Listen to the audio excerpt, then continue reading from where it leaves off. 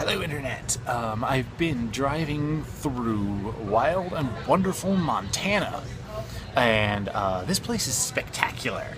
It's beautiful. So I am chilling in Kalispell right now.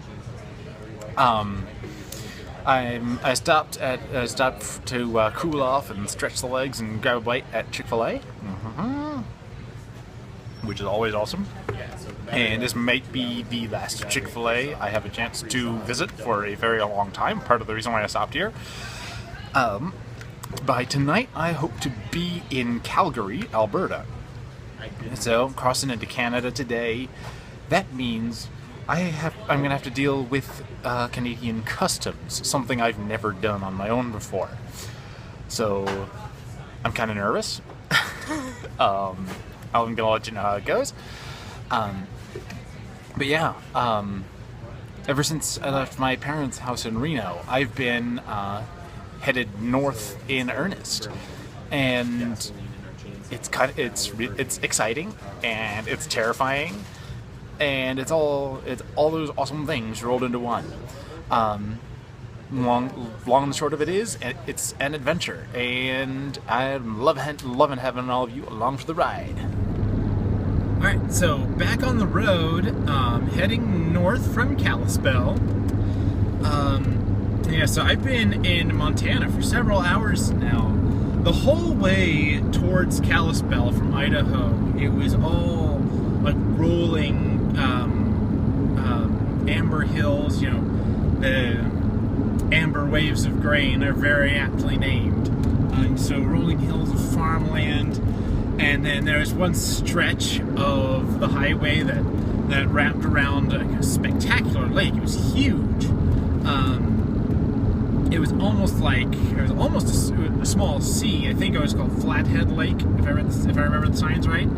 Now I'm departing Kalispell, and coming out of the haze to my right, there are towers. Maybe not towering, but pretty sizable mountains. Considering like all the land is flat, and then boom, mountains are right there. If it were safe for me to drive with one hand, I would hold up the camera and show them to you, but you'll have to take my word for it. And that's actually Glacier National Park, and I'm going to be driving through that. Oh yeah, it should be awesome. And then Canada border crossing is on the other side. All right, entering Glacier National Park. Here we go. Alrighty, well, that was a wee bit of a disappointment. So I got to the gate of Glacier National Park, and Google Directions hadn't told me about this, but you gotta pay to get into the park. The lowest tier pass they have is $30 for a 7-day pass. And I said, well, I hadn't heard about that. I'm just driving through. And this ranger at the gate, she said, well, sorry, so on and so on and so forth. And then she said, on a smoky day like this, so it turns out that haze I'd seen earlier was actually smoke from wildfires out west. So on a smoky day like this, you can't really see the view anyway. And I said, oh, really? She said, yeah, if the day were clearer, I would tell you to go on through, but, oh, look, here's a train. Woo-hoo-hoo! Look at this. Oh, well, I can't show you. But, ooh, there are 3 engines. It's a big freight train. Anyway, so she said on a clearer day, she would tell me to go through, but on a day like today, it's not really worth it. So I'll just have to come back and check out Glacier National Park sometime when I'm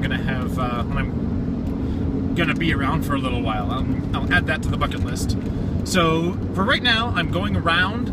The drive around Glacier National Park is still pretty breathtaking. It's a huge forest, and for a while the road followed a river. I'll probably meet up with that river again.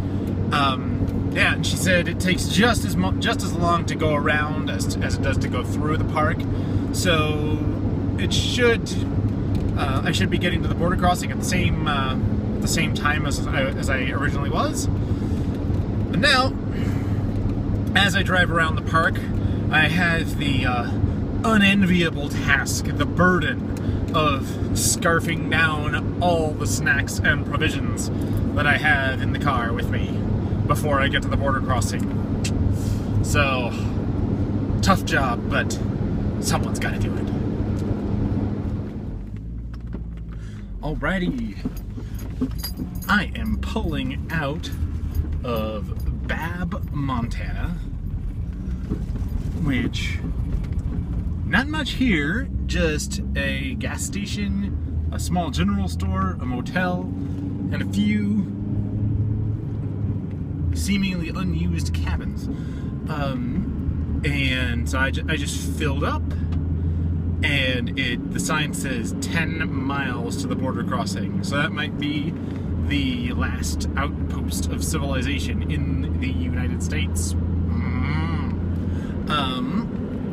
So I've been coming up US Highway 89, which winds through the hills northbound in north-south in Montana, and oh my gosh, it was a spectacular ride.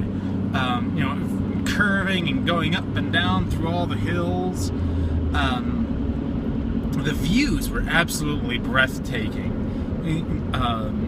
because we were going up the east side of Glacier National Park. So the mountains were in the background, and then the trees, the foliage was constantly changing. And then I encountered some what will seem to be wild horses and free-range cows. The horses, at least, were kind enough to stay on the side of the road, but the cows, there were some cows actually blocking the road at one point. So I just kind of sat there for a second wondering, what do I do? And then a car with Montana plates came up behind me and then pulled around in front of me and just honked his horn until the cows got out of the road, and then I just followed him on. So yeah, Montana has been awesome. I wish I could spend more time here. Hopefully I will one day. And now I'm crossing my fingers, hoping and praying I don't have any untoward delays at the Canadian border. So, anywho, I will let you know how it goes on the other side. Leaving USA. Alrighty, hello Alberta. Got through the border checkpoint pretty painlessly, actually. Woohoo! The Canadian Border Control agent said he doesn't see very many Maryland depleted cars, which I said was understandable. And besides that, it was just a few formalities. And as I said earlier, I was kind of nervous. I'd never negotiated Canadian customs on my own before, but hey, made it through okay. And I am in Canada now. Woot, woot, woot. Anyway, yeah. Anywho, alright, Montana, that was awesome. Lower 48, you're great. Spent most of my life there. I will see you round. Alright, thanks for watching, everybody. Like, share, subscribe, all that good stuff if you want to. And I will see you round. Maple Leaf.